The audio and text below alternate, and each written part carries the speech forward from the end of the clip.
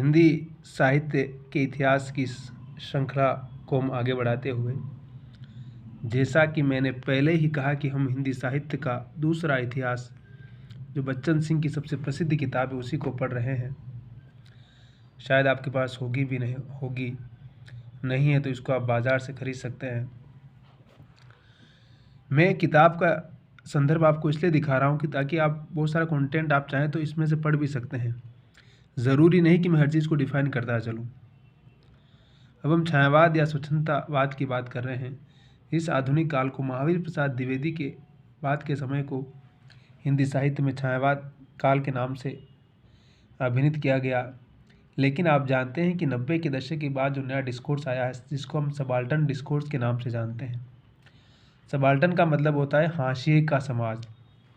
इतिहास में वो तमाम समाज जो हमेशा सो कॉल्ड उस मेन स्ट्रीम से बाहर रखे गए, जिनको हमेशा अनटचेबल माना गया, चाहे वो दलित हो, चाहे वो स्त्री हो, चाहे थर्ड जेंडर हो, आदिवासी हो, स्त्रियां हो, तमाम वो लोग जिन्हें हर तरह से समाज की उस मुख्य धारा की परंपरा से बाहर रखा गया।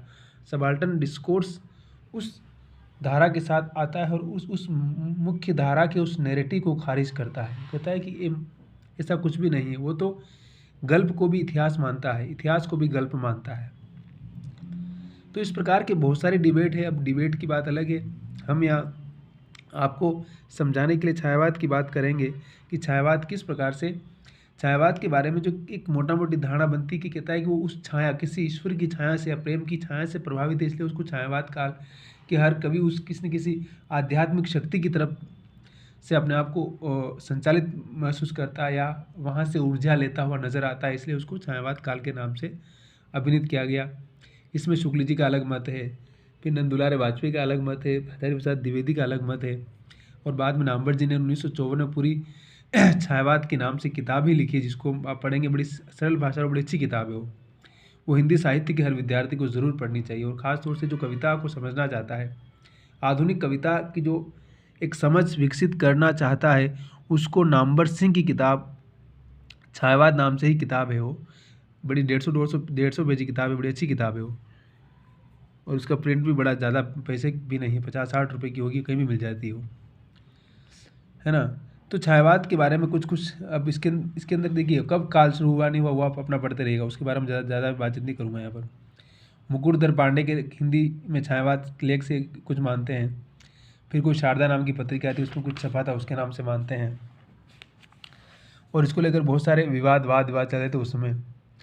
आंतरिकता, व्यक्तिकता, स्वातंत्र की बात, मुक्ति का आग्रह करता है, रहस्यवाद की बात करता है, विचित्र प्रकाशन की रीति है, शैली विशिष्ट और अस्पष्टता है, इसे उन्होंने भाव प्रकाशन का नाम मार्ग कहा।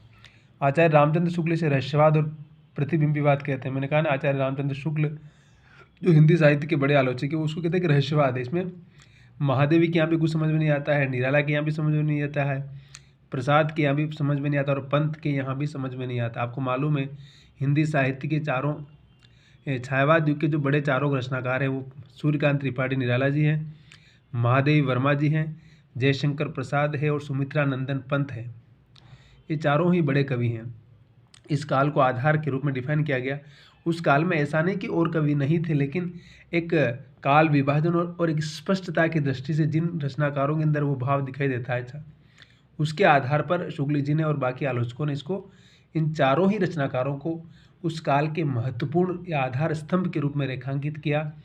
लेकिन उस काल में और भी रचनाकार थे, उनकी रचनाएं, और ख़ास तौर से गद्य का भी दौर बड़ा उसमें बड़ा प्रभावी था, प्रखर था, तो उसको भी हमें समझने की आवश्यकता है। ऐसा नहीं कि प्रेमचंद भी उसी समय आते हैं, गुलेरी जी भी की कहानी भी आती है, फिर जैनेन्द्र आते हैं, ऐसे कई लोग लिख रहे थे, यशपाल आते हैं, कई रचनाकार थे उस दौर में, जो अज्ञे का उसमें तक लगभग कुछ आ चुका होता है। शमशेर बहादुर सिंह आते हैं, नागार्जुन आते हैं, कई रचनाकार आते हैं, है ना। तो उस दौर में ऐसा नहीं कि हम, लेकिन ये विवाद का विषय है या इस पर विचार करने की आवश्यकता है, या उस दौर की आलोचना की सीमा कह सकते हैं आप, लेकिन ये महत्वपूर्ण बात है, ठीक है। तो मैंने कहा ना, आचार्य शुक्ल इसको रहस्यवाद मानते, और आचार्य शुक्ल को अगर आपने पढ़ा होगा तो उन्होंने निबंध भी लिखा, और वो बाकायदा पश्चिम के रहस्यवाद की बात बार बार अपने साहित्य में करते रहते हैं, है ना। अब तो कदाचित इस बात को विशेष उदाहरण की आवश्यकता न होगी कि छायावाद नाम प्रचलित या वेदांत और पुराने प्रतिबिंबवाद का है। इसका दूसरा पक्ष प्रतीकवाद या चित्र भाषा है। वगैरह मतलब भाषा चित्रात्मक है और इसमें बड़ा रहस्य है, मिस्टीरियस भाषा, मिस्टीरियस लिटरेचर है। इसको समझने के लिए आपको पुरानी साहित्य की दार्शनिक परंपरा का ज्ञान भी होना आवश्यक है। प्रसाद की कामायनी को समझने के लिए दर्शन का ज्ञान होना चाहिए आपको। सूर्यकांत त्रिपाठी निराला की राम की शक्ति पूजा जैसी कविता समझने के लिए आपको दर्शन का ज्ञान होना ज़रूरी है। फिर इधर आप महादेव वर्मा क्या पूरा बुद्ध की करुणा भरी पड़ी उनकी कविताओं में, उस करुणा को आप समझेंगे नहीं तब तक महादेव वर्मा की कविताओं को हम समझ नहीं पाएंगे। तो ये सारी चीज़ें शुक्ल जी इसके बारे में बताते रहते हैं। फिर क्या है, छायावाद यहाँ आध्यात्मिक प्रेम को लेकर चला है, वहाँ वह तो रहस्यवाद के ही अंतर्गत रहा। उसके आगे प्रतीकात्मक चित्र भाषा आदि आती है। फिर नंदुलारे वाजपेयी जो सौष्ठववादी आलोचक माना जाते हैं। क्या नंदुलारे वाजपेयी क्या कहते हैं? सौष्ठववादी आलोचक। सौष्ठववादी आलोचक का मतलब होता है कि वो आलोचक जो ऐसा होता है ना कि जवान युवावस्था की बात करता है। इसमें युवावस्था में आपके अंदर सब कुछ चमक होती है, तो उनका कहना है कि आलोचना के अंदर भी वो बात होनी चाहिए, सौष्ठवता होनी चाहिए, सौंदर्य होना चाहिए। सौंदर्य को ज़्यादा महत्वपूर्ण स्थान देते हैं वो आलोचना में, इसलिए उनके लिए बाकी चीज़ें कम महत्व की होती है। तो आचार्य नंद दुलारे वाजपेयी भी सौष्ठववादी आलोचना के आधार पर क्या कहते हैं कि मानव अथवा प्रकृति के सूक्ष्म किंतु व्यक्त सौंदर्य में आध्यात्मिक छाया का भान मेरे विचार से छायावाद का सर्वमान्य व्याख्या हो सकती है। वो कह रहे हैं कि जो उस ईश्वर की जो भी छाया है उसके अंदर सौंदर्य कितना, मैंने कहा सौष्ठव मतलब सौंदर्य की बात कर, सुंदरता की बात करते हैं। जैसे युवा अवस्था में सबसे अधिक सुंदर होता है लड़का और लड़की, और मोहब्बत भी परवान उसी समय चढ़ती है। तो इनके यहाँ उस एस्थेटिक सेंस की बार बार वो बात अपनी आलोचना में करते हैं और सौंदर्य की तरफ हमेशा जाते हैं कि रचनाकार अपने कविता में सौंदर्य को कितना साथ पाता है। सुंदरता के बारे में वो जीवन संघर्ष से लेकर के जीवन के उस वैशिष्ट पद को आलोचक या रचनाकार उसको टच कर पाता है कि नहीं कर पाता है। नंद दुलारे वाजपेयी ने बहुत सारी कविताएं लिखी, आलोचना लिखी और बड़े पावरफुल आदमी थे। सागर विश्वविद्यालय में कुलपति रहे और उनका अच्छा खासा अपने ज़माने में इन्फ्लुएंस था।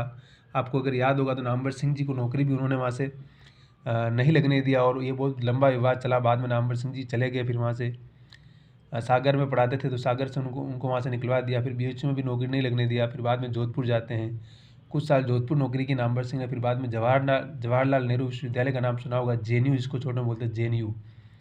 फिर वहाँ जाकर के हिंदी विभाग की स्थापना होती है और बाकायदा नामवर जी फिर बाद में पूरा सिलेबस बनाते हैं, पाठ्यक्रम बनाते हैं और एक नए विभाग पूरा शुरू करते हैं और एक नए विचारक के रूप में, चिंतक के रूप में उभर करके हिंदी आलोचना में एक हजारी प्रसाद द्विवेदी के वास्तविक शिष्य के रूप में सामने आते हैं। तो ये बड़े लोगों की बड़ी बातें थी। उसमें आपको पता होगा कि BHU में एक पूरा अलग ही चलता था, राजपूत कह सकते हैं कि ब्राह्मण राजपूत का द्वंद्व कह सकते हैं इसको, या फिर दोनों पावरफुल लॉबी थी तो दोनों में चलता था। तो जहाँ जो पावरफुल था वो अपने लोगों को शिफ्ट करता था और बाकी लोगों को बाहर कर देता था। तो नामवर सिंह शुरू से ही पढ़ने वाले प्रतिभाशाली विद्यार्थी थे, लेकिन इस प्रकार की खुन्नस कह सकते हैं या इस प्रकार की चीज़ों के चलते उनको हर तरह से कह सकते हैं कि बेदखल किया गया और उनके कैरियर को कहीं न कहीं ख़त्म करने का प्रयास किया गया। लेकिन प्रतिभा हमेशा जगह घेरती है और नामवर जी ने जगह घेरी और वो वाकई हजारी प्रसाद द्विवेदी की उस दूसरी परंपरा के, उनकी किताब का नाम भी दूसरी परंपरा की खोज। अगर आप पढ़ना चाहें तो ज़रूर पढ़िए, ज़रूर पढ़नी ही चाहिए। वो किताब बहुत ही महत्वपूर्ण किताब है। वो पूरी हजारी प्रसाद द्विवेदी के पूरे चिंतन बोध को एक 118 पेज की किताब में उन्होंने समेटा और बहुत ही अच्छी किताब है। उसमें 7-8 आलेख हैं, बड़े समझिए कि कविता की तरह ही आलेख लिखे हुए हैं। कबीर से लेकर के हजारी प्रसाद द्विवेदी से लेकर के सारे उनके साहित्य को लेकर लिखे उन्होंने और बड़ा महीन और बड़ा भारी और बारीक चिंतन किया नामवर जी ने। तो दूसरी परंपरा की खोज 1882 के आसपास किताब आई थी वो, मेरे ख्याल से बाज़ार में उपलब्ध है और आप उनके वो आर्टिकल बहुत जगह छपे हुए हैं, गूगल में मिल जाएंगे आपको। लेकिन देखिए बड़े आलोचक को पढ़ना कितना ज़रूरी है। अगर बड़े आलोचक को पढ़ेंगे तो हमारी समझ बनेगी। और मैं किताब इसलिए नीचे रख रहा हूँ कि बहुत सारे संदर्भ अगर आप कुछ पढ़ना चाहें तो उसको मैं समझाने के लिए लिहाज से लिख रहा हूँ। अब खुद छायावाद के बारे में जयशंकर प्रसाद खुद क्या डिफाइन करते हैं। जयशंकर प्रसाद ने छायावाद को स्पष्ट करने के लिए क्या 2 लेख लिखे थे, रहस्यवाद और यथार्थवाद और छायावाद। पहले लेख में शुक्ल जी के उस मत का विरोध किया जिसमें उन्होंने रहस्यवाद को अभारती कहा और शुक्ल जी ने हमें बताया कि रहस्यवाद यहाँ पर नहीं था, वो कहते विदेश से आया हुआ है। दूसरे में छायावाद की निरुक्तिमूलक व्याख्या है। वे रहस्यवाद की सौंदर्यमयी व्याख्या व्यंजना को छायावाद मानते हैं। यदि रहस्यवाद को अभारतीय न माना जाए तो यही छायावाद है। लेख में शीर्षक ने स्पष्ट किया कि यथार्थवाद को छायावाद से अभिन्न मानते हैं। अब देखिए, छायावादी आलोचना की ये भी विशेषता है कि छायावादी युग में आलोचना का इतना विकास नहीं हो पाया था, इसलिए लेखक खुद ही अपनी आलोचना को डिफाइन करता है।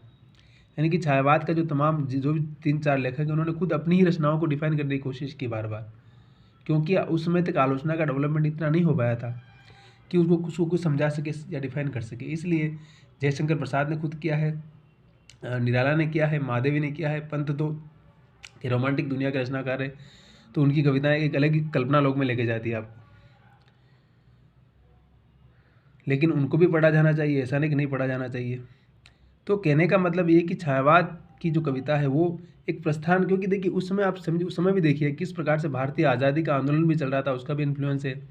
और कहें कि समाज में एक बहुत सारे नैतिकता के बंधन टूट रहे थे, नई जनरेशन पढ़ लिख रही थी, कॉलेज शुरू खुल रहे थे, और कह सकते हैं कि मतलब एक स्त्रियाँ, कुछ लड़कियाँ भी समाज से बाहर आने लगी थी। शहर की जीवन की बता रहा हूँ, ग्रामीण जीवन का नहीं बता रहा हूँ सब। अब उस समय की कल्पना कीजिए, जब शहरों में इतनी बंदिशें थी तो ग्रामीण जीवन में कितनी बंदिशें रही होगी, और जातिवाद कितना मजबूत रहा होगा। अम्बेडकर के सामने कितने चैलेंज रहे होंगे, गांधी के सामने कितने चैलेंज रहे होंगे। और जो छोटे मोटे जिसको आज जिनकी हम बात करते हैं आज, चाहे ओम प्रकाश वाल्मीकि की आत्मकथा पढ़ते हैं, चाहे हम कमल भारती को पढ़ते हैं, या तुलसीराम जी की आत्मकथा पढ़ते हैं, उनके वो तो बहुत बाद के लोग थे। तो उस समय देखिए कि उन लोगों के सामने कितना जातिवाद कितना भयंकर होगा। जिस जातिवाद पर हम बात करने से हम कतराते हैं, और भारत का पूरा कम्युनिस्ट आंदोलन जो क्लास और कास्ट की बात, सारी बात वो क्लास में लेके चला गया। और आपको पता होगा कि अम्बेडकर को पढ़ेंगे तो अम्बेडकर उस समय ही मार्क्सिस्टों से, भारतीय कम्युनिस्टों की इस राय से बिल्कुल असहमत थे कि आप जब तक इस जाति के सवाल को हल नहीं करेंगे तब तक आप क्लास, जब है ही नहीं तो क्लास की बात कैसे कर रहे हैं आप। हिंदुस्तान में भी कोई क्लास बना ही नहीं है, यहाँ का समाज पूरा जातियों में बैठा हुआ है, और आप कह रहे हैं कि हम क्लास की बात कर रहे हैं। तो बोल रहे हैं कि जब आप इस प्रकार का विचार ऊपर से आरोपित करेंगे तो समाज का कोई वास्तविक सॉल्यूशन कभी नहीं दे सकते हैं आप। तो ये सारी चीज़ें, ये संदर्भ भी उस समय के साथ जोड़ेंगे, समझेंगे तो आपको बहुत सारी चीज़ें समझ में आ जाएगी। देखिए, साहित्य अपने समय के साथ चलता है, आप समय से काट के चलेंगे उसको तो वो सिर्फ काल्पनिक साहित्य होगा, फिर वो सिर्फ रीतिकाल का साहित्य होगा, जो कि सुंदरियों की योनि और उनकी सौंदर्य के भीतर ही समा गया, बस उनके शरीर और उसकी देह से कभी बाहर आ ही नहीं पाया वो। उसने समाज के भीतर क्या हो रहा है, आसपास क्या घट रहा है, रंग महल से बाहर कभी गया ही नहीं वो। खेत खलियान में कौन मजदूरी कर रहा है, कौन काम कर रहा है। प्रेमचंद कहते हैं ना कि सौंदर्य वहाँ देखना पड़ेगा जहाँ श्रम है, जहाँ सिर्फ ऐशो आराम है, जहाँ सिर्फ आराम ही आराम है, वहाँ पे आप सौंदर्य, वहाँ साहित्य वहाँ पैदा नहीं होगा। तो इन सारी चीज़ों को आप समझेंगे तो शायद मुझे लगता है कि आपकी समझ भी बढ़ेगी। देखिए, साहित्य का मतलब, समझने का मतलब सिर्फ रटना नहीं है, उसको समझना है। और जब समझ बनेगी तभी आप उसको आगे फॉरवर्ड कर पाएंगे, और तभी आप अपनी बुद्धि का इस्तेमाल कर पाएंगे, और तर्क खुद से कर पाएंगे, और सवाल भी खुद से कर पाएंगे। मैं पढ़ाऊँ या कोई भी पढ़ाए, सिर्फ पढ़ने से कुछ नहीं होगा। जब तक हमारी समझ नहीं बनेगी उस विषय के प्रति, आपके पास एक तार्किक दृष्टिकोण, आपके पास एक साइंटिफिक टेम्पर नहीं बनता है, तब तक वो सारा पढ़ना समझिए कि नहीं पढ़ने के बराबर है ना। तो पढ़ने का मतलब ये सवाल पूछना, आपके अंदर आप क्यों कर रहे हैं इस पर पहले पूछेंगे। बुद्ध ने कहा ना कि सवाल पूछना होगा आपको। परंपरा से चला आ रहा है, बहुत सारे लोग कर रहे हैं, सभी ने किया है, इसलिए आपको नहीं करना है। आपको अगर सही लगता है तो करना है, नहीं तो उसको नहीं करना उस काम को। तो सवाल तो पूछना पड़ेगा। अगर आप सवाल ही नहीं करेंगे तो फिर समस्या हल कैसे होगी। नहीं तो फिर आप में और उस आदमी में क्या फ़र्क है जो कुछ जानता ही नहीं है, जो भीड़ का हिस्सा है। तो मेरे कहने का मतलब है कि छायावाद की कविता इस प्रकार की है, और आप इसको समझेंगे तो बहुत सारी चीज़ें समझ में आ जाएगी आपको। ठीक है, इसको मैं यहीं ख़त्म कर रहा हूँ।